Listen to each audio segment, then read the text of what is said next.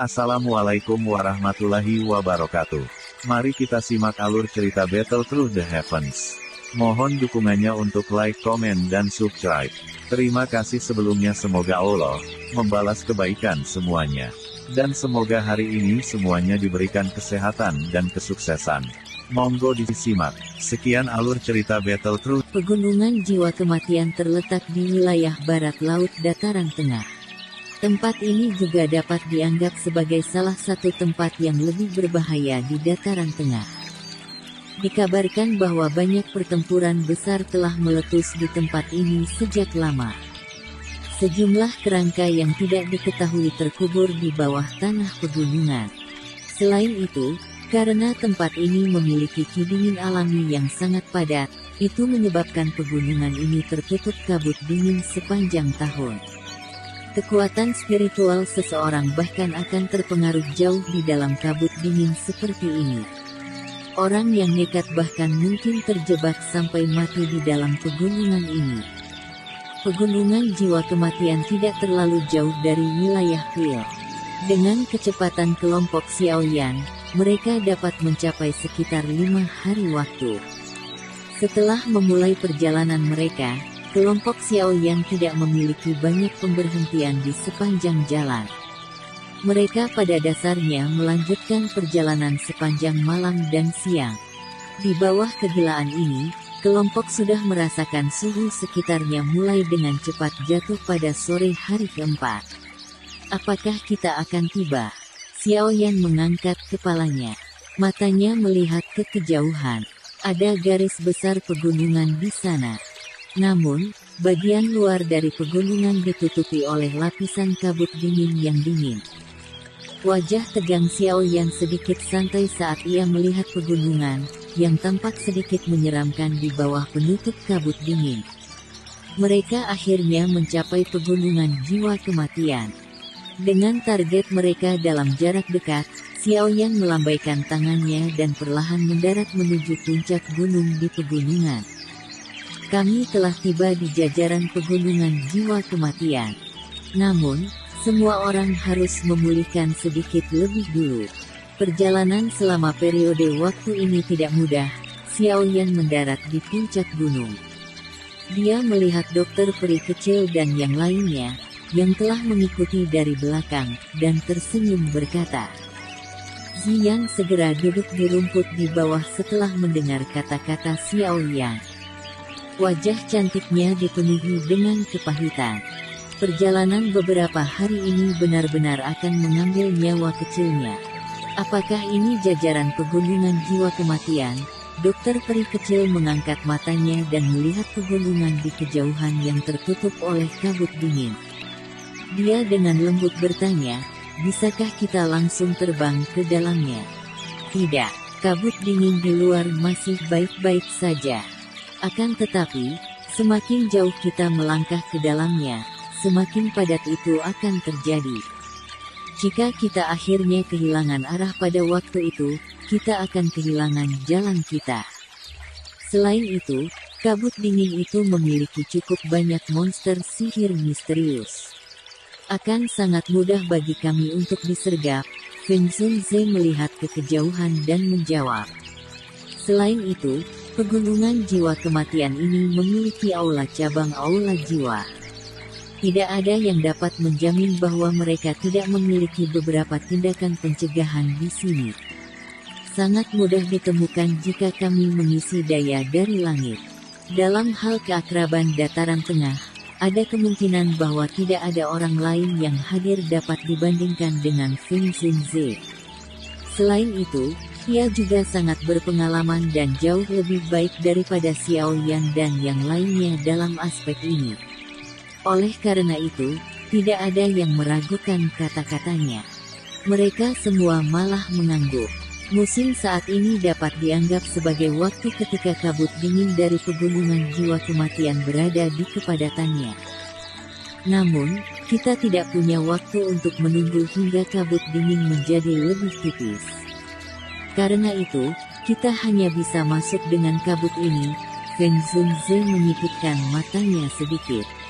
Tatapannya menyapu pegunungan Jiwa Kematian saat dia berkata, ada beberapa sekte dan faksi kecil di sekitar jajaran pegunungan jiwa kematian. Dari apa yang aku tahu, sebagian besar dari fraksi ini dikendalikan oleh aula jiwa.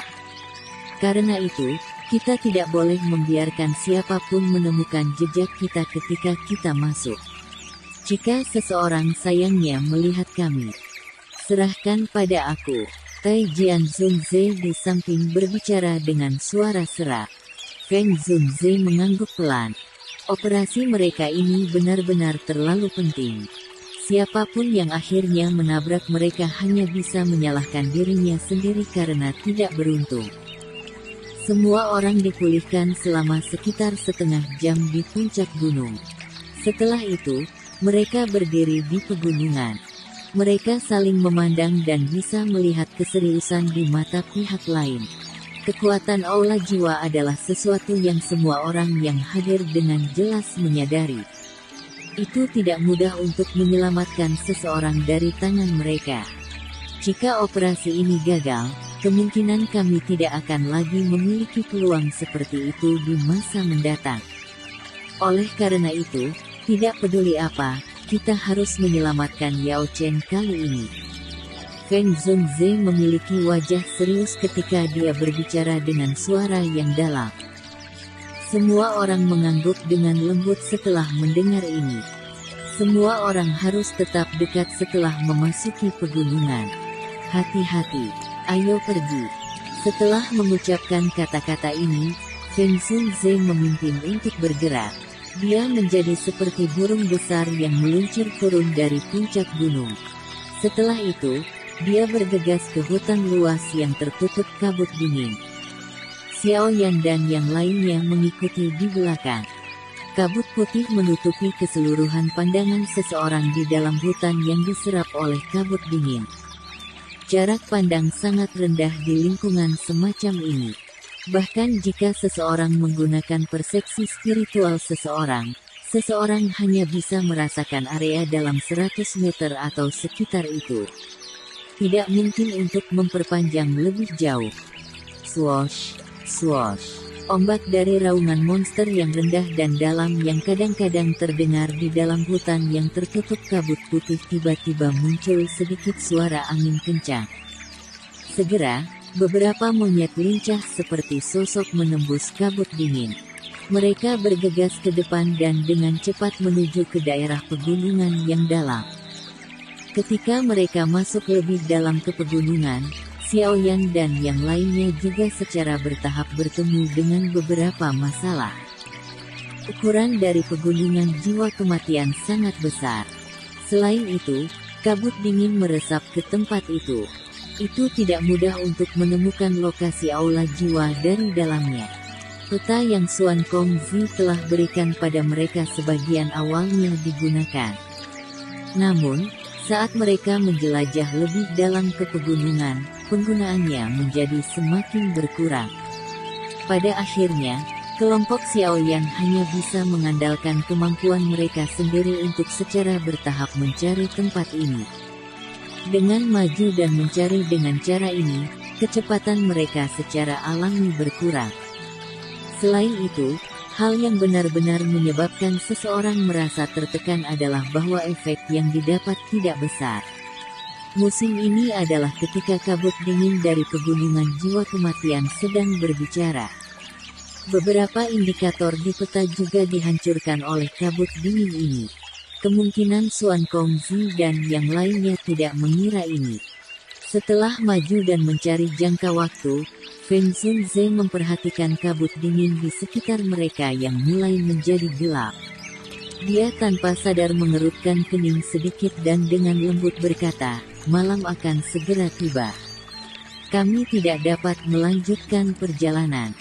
The binatang ajaib dalam pegunungan jiwa kematian sangat sengit di malam hari. Selain itu, mereka seperti belatung di tulang dan sangat sulit untuk diguncang. Jika ada gerakan yang tidak biasa dibuat, itu tidak hanya akan mengganggu binatang ajaib lainnya tetapi kemungkinan juga akan menarik perhatian para ahli dari Aula Souls. Xiao Yan ragu-ragu sejenak setelah mendengar ini, tetapi dia hanya bisa menganggukkan kepalanya. Pengalaman Feng Zhenze jauh dari apa yang bisa dia bandingkan. Itu pasti benar untuk mendengarkannya. Feng Zhenze membuat isyarat tangan untuk Tai Jian Zhenze ketika dia melihat bahwa tidak ada yang keberatan. Yang terakhir mengangguk dan mengayunkan tangannya. Beberapa benda hitam bergegas keluar dari sana dan terbang ke kejauhan. Ini adalah bangku dari beberapa binatang ajaib peringkat tinggi. Hal ini dapat menghentikan beberapa binatang ajaib mengganggu kita. Setiap orang harus istirahat malam ini. Kami akan terus mencari besok. Aula cabang aula jiwa pasti akan sangat besar. Meskipun pegunungan ini sangat besar, hanya masalah waktu sebelum kami menemukannya. Feng Zhenze dengan lembut terhibur. Xiao Yan tertawa pahit, jantungnya terasa sedikit tertekan. Saat ini, mereka sepenuhnya siap tetapi mereka tidak dapat menemukan jalan mereka setelah tiba di lokasi. Ini benar-benar sedikit lucu. Meskipun Xiao Yan merasa tertekan dalam hatinya, dia tidak mengatakan apa-apa. Dia duduk di dahan pohon dan perlahan menutup matanya. Orang lain, yang telah bepergian begitu lama, juga menutup mata mereka dan beristirahat sedikit. Malam pegunungan jiwa kematian sangat gelap dan sejuk. Berbagai lolongan terdengar di dalam pegunungan. Ini menyebabkan seseorang merasakan pori-pori seseorang berdiri. Raungan binatang bergema selama lebih dari setengah malam di dalam pegunungan sebelum secara bertahap menghilang. Tepat ketika semua orang akan menghela nafas lega, mereka tiba-tiba mendengar suara gemetar yang ditransmisikan dari kejauhan. Feng Zhenze, yang matanya tertutup rapat, tiba-tiba membukanya ketika suara ini muncul. Matanya menyapu kabut putih yang jauh. Setelah itu, wajahnya sedikit berubah saat dia berseru, "Ini buruk. Ini adalah koloni semut batu menelan." Setelah mendengar seruan dari Feng Zhenze, ekspresi Xiao Yan, Tai Jian dan yang lainnya juga sedikit berubah. Batu menelan koloni semut, itu semacam itu binatang ajaib yang sangat menakutkan di dalam pegunungan jiwa kematian. Ini bukan karena kekuatan mereka tetapi karena mereka memiliki angka yang menakutkan yang bisa mencapai puluhan juta. Reputasi ganas dari pegunungan jiwa kematian sebagian sebagai akibat dari kabut dingin. Namun, sebagian besar karena jajaran jiwa kematian ini memiliki semacam binatang ajaib. Jenis binatang ajaib ini adalah semut iblis menelan batu. Semut iblis menelan batu ini bukan dari peringkat yang tinggi. Mereka hanya peringkat 3 atau 4. Namun, aspek yang menakutkan dari mereka adalah jumlah mereka.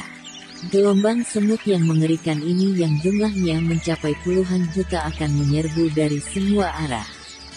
Bahkan peringkat 8 binatang ajaib hanya bisa bersembunyi sementara.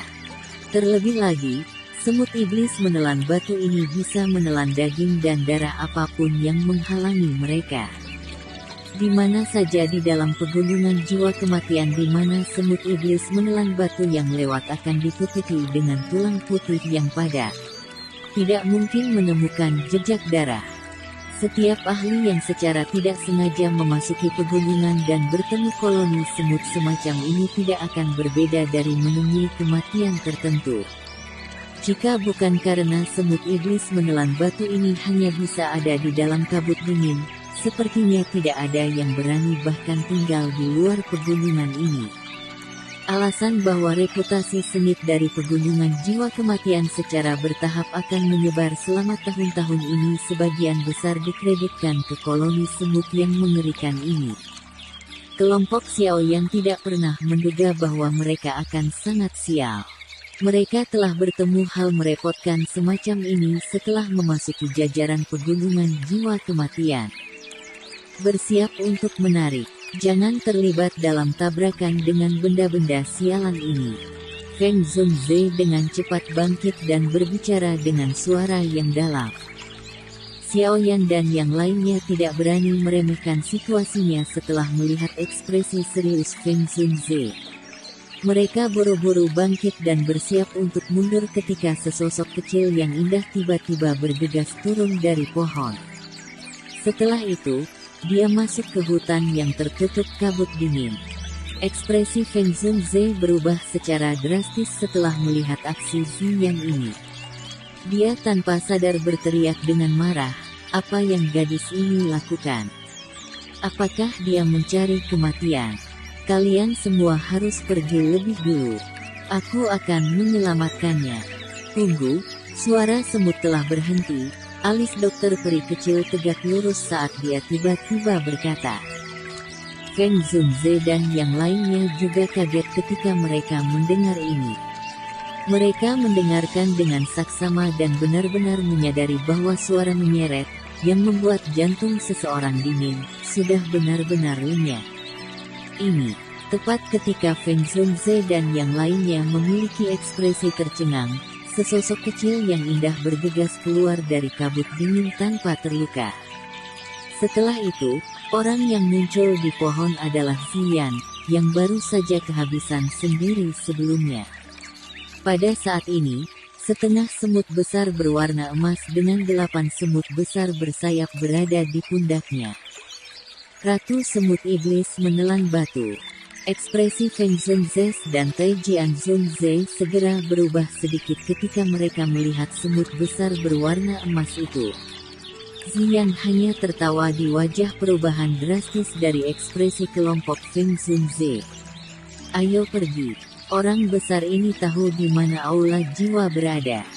Feng Zunze dan sisanya langsung tercengang setelah mendengar kata-kata Ziyan. Mereka melihat cara jinak Ratu Semut Iblis menelan batu yang dikabarkan akan jauh dahsyat dan hati mereka tampaknya telah memahami sesuatu.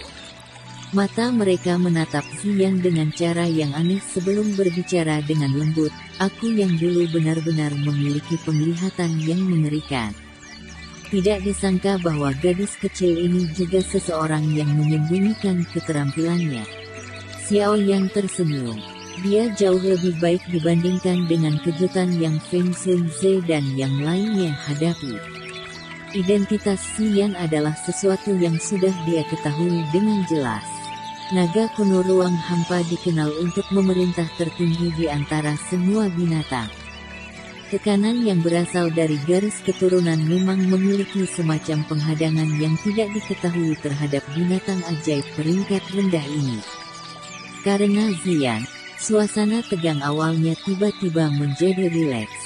Tubuh Xiao Yan bergerak dan dia muncul dengan jarak pendek dari Ziyan. Matanya ingin tahu apa yang dinamakan Ratu Semut Iblis menelan batu. Ratu Semut berwarna emas gelap. Ada 8 kulit bawang seperti sayap di punggungnya. Mulutnya yang besar telah menggerigi gigi tajam yang menyebabkan seseorang merasakan kedinginan di dalam hati seseorang.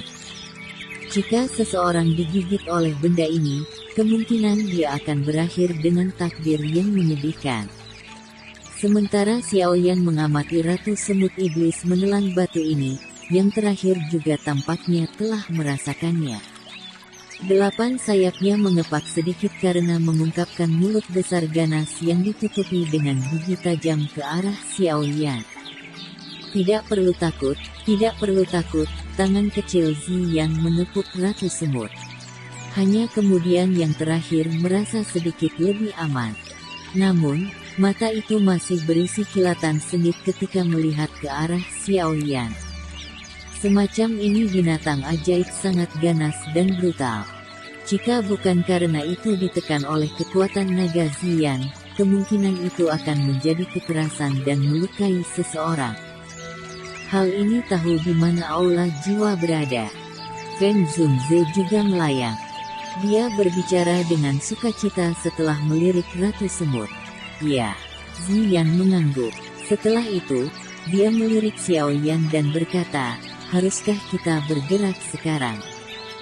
Xiao Yan merenung sejenak. Dia bertukar pandang dengan Feng Zunze sebelum mengangguk. Kecepatan dihargai dalam pertempuran. Mereka sudah menjelajahi hutan ini untuk jangka waktu tertentu. Jika mereka terus berhenti, mereka akan cepat atau lambat ditemukan oleh mereka dari aula jiwa. Ikuti aku. Ziyan mulai bergerak setelah melihat situasi ini. Dia memimpin dalam bergegas menuju pegunungan yang diserap oleh kabut dingin. Xiaoyan dan yang lainnya buru-buru mengikuti dari belakang. Kali ini, kecepatan kelompok Xiaoyan jelas telah meningkat secara signifikan dengan Ratu Semut Iblis menelan batu memimpin mereka.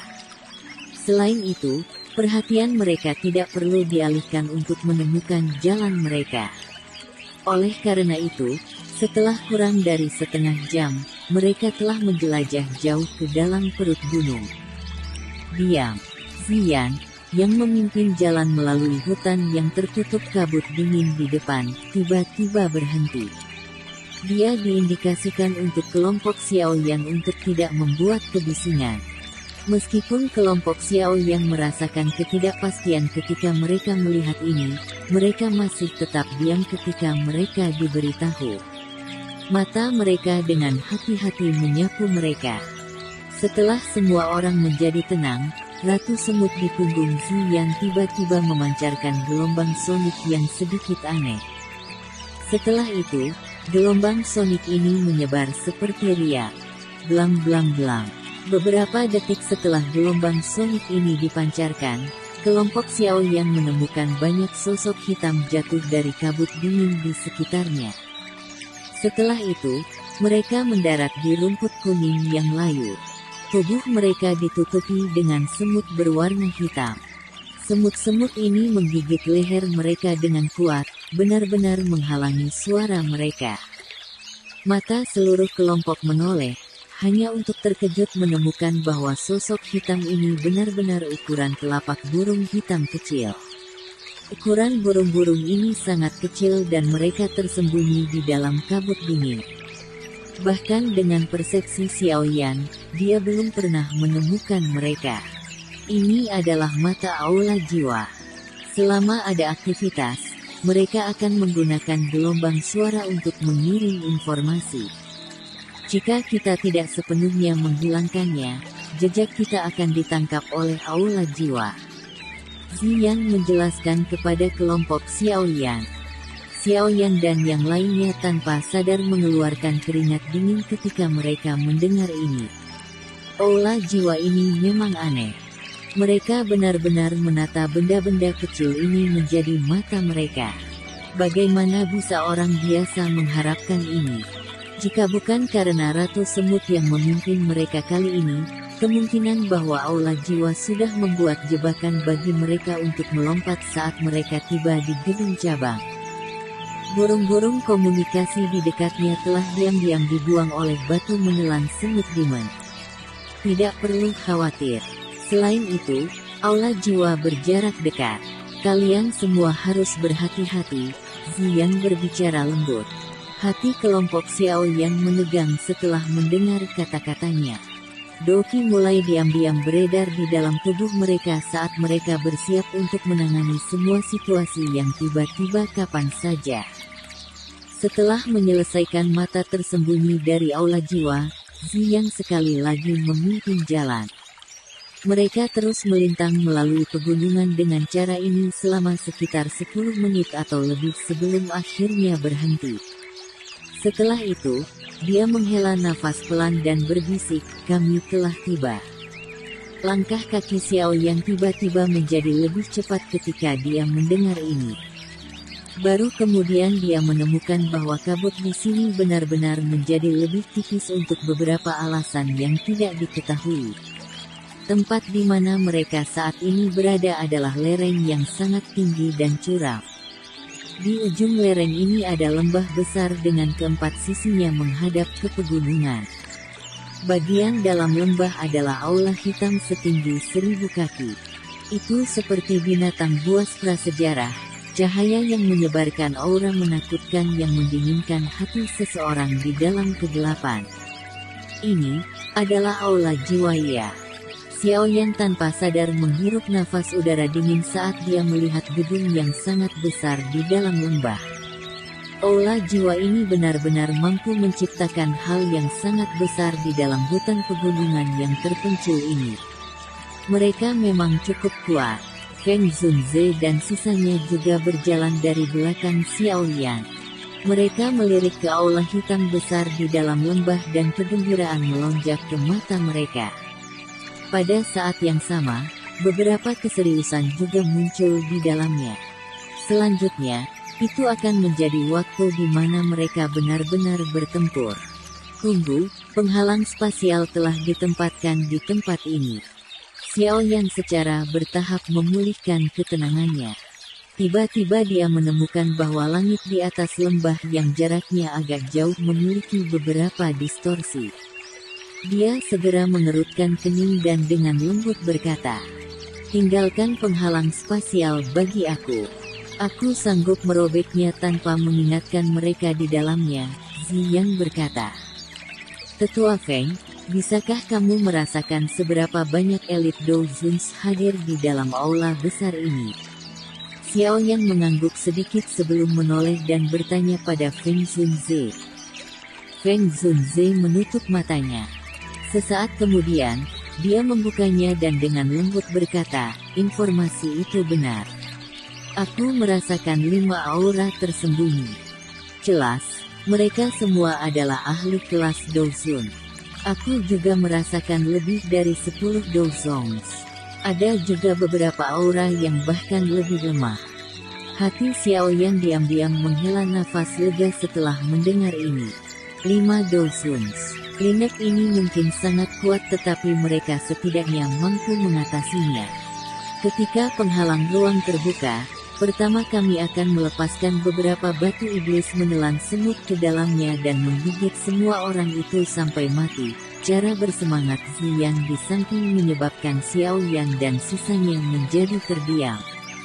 Dia benar-benar monster kecil. 5 Dozuns. Kami berempat hampir tidak bisa memblokir mereka. Xiao Yan akan mengambil kesempatan untuk memasuki aula jiwa dan menemukan Yao Chen. Bawa dia pergi segera setelah kamu menemukannya. Kami tidak bisa tinggal lama. Tidak ada yang bisa menjamin apakah aula jiwa akan memiliki bala bantuan yang cepat. Feng Zunze berbicara dengan suara yang dalam. Kamu tidak hanya dapat memblokirnya begitu kamu memasukkan ini. Xiao Yan tersenyum. Dia menjentikkan jarinya dan boneka setan langit muncul di sampingnya. Badan emas gelapnya tidak mudah ditemukan di bawah penutup kabut. Ini, boneka kelas Dozun. Feng Zunze dan Taijian Zunze mengalami perubahan dalam ekspresi mereka ketika mereka melihat boneka setan langit. Hati mereka sangat terguncang. Sulit untuk membayangkan bahwa kekuatan di sekitar Xiao Yan benar-benar menjadi besar selama 1 tahun plus waktu ini. Baiklah, dengan boneka ini, kita akan dapat sepenuhnya menunda 5 Dozuns dari aula jiwa. Masalah menemukan Yao Chen akan diserahkan kepada kamu. Ekspresi Xiao Yan sangat serius saat dia mengangguk. Setelah itu, dia mengangkat dagunya ke arah Ziyang. Yang terakhir mengangguk dengan sadar. Dia maju 2 langkah. Cahaya ungu berlama-lama di jarinya saat dia dengan lembut menekannya di ruang yang terdistorsi, memotong sebuah pintu besar 10 kaki yang luas. Dia mendorong dengan tangannya dan sepah diam-diam berubah menjadi ketiadaan. Sebuah pintu spasial tak terlihat muncul di depan mata kelompok Xiao Yan. Pergi. Ratu semut di bahu Ziyang sekali lagi memancarkan gelombang sonik yang aneh setelah pintu spasial dibuka. Segera, kelompok Xiao Yan mendengar suara menyeret yang ditransmisikan. Setelah itu, kulit di kepala mereka menjadi mati rasa ketika mereka melihat semut hitam padat berkerumun dari hutan seperti air banjir. Akhirnya, mereka melonjak melewati kelompok Xiao Yan dan bergegas ke pintu spasial. Di bawah naungan kabut dingin, gelombang semut hitam mengikuti lereng dan dengan cepat bergegas menuju aula hitam besar di dalam lembah. Menyerang. Terlepas dari betapa menakutkannya aula jiwa, kami akan melakukan pertunjukan yang baik dari menyambar makanan dari mulut harimau kali ini. Xiao Yang tertawa ketika dia melihat gelombang pasang naik ke lembah. Dia tiba-tiba berdiri. Aura tajam perlahan menyebar dari dalam tubuhnya. Setelah itu, dia memimpin untuk melangkah ke penghalang spasial. Operasi penyelamatan yang dia siapkan selama bertahun-tahun akhirnya benar-benar dimulai pada saat ini. Ada kotak besar di dalam aula hitam besar itu. Ribuan kaki pilar batu besar berwarna hitam berdiri di alun-alun sambil tampil mendukung langit. Pilar batu ditutupi dengan simbol-simbol aneh yang tak terhitung jumlahnya. Banyak rantai hitam gelap diperpanjang dari pilar-pilar batu. Mereka menyeberang dan menggarisbawahi bagian tengah alun-alun. Ujung rantai logam ini memiliki banyak gugus cahaya lemah yang menggantung di atas mereka. Di dalam mereka secara mengejutkan ada beberapa tubuh spiritual yang ilusif dengan ekspresi yang menyakitkan. Wilayah tengah alun-alun ini adalah platform yang berada sekitar 100 kaki dari tanah. Lingkungan platform memiliki 4 pilar batu besar. 4 rantai hitam tebal kencang berkelok-kelok seperti ular. Ujung dari 4 rantai itu adalah gugus cahaya yang sangat intens. Ada jiwa tua yang duduk dengan mata tertutup di dalam gugus cahaya. Dari kelihatannya, dia mengejutkan Yao Lao, yang telah jatuh ke tangan aula jiwa. Pada saat ini, 4 rantai hitam aneh berlama-lama di atas kaki Yao Lao seperti pohon anggur. Itu menyebabkan dia tidak bisa bergerak sedikitpun. Keheningan yang mematikan dan keanehan menutupi seluruh kotak ini. Tempat ini benar-benar penuh dengan kerapatan gelap dan aroma yang mematikan. Keheningan ini berlanjut selama beberapa waktu sebelum Yao Lao di peron tiba-tiba membuka matanya yang tertutup rapat.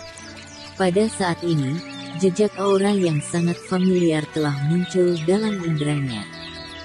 Munculnya aura ini secara langsung menyebabkan Yao Lao menjadi tercengang. Sesaat kemudian, dia menghirup nafas dalam-dalam dan perlahan mengangkat kepalanya.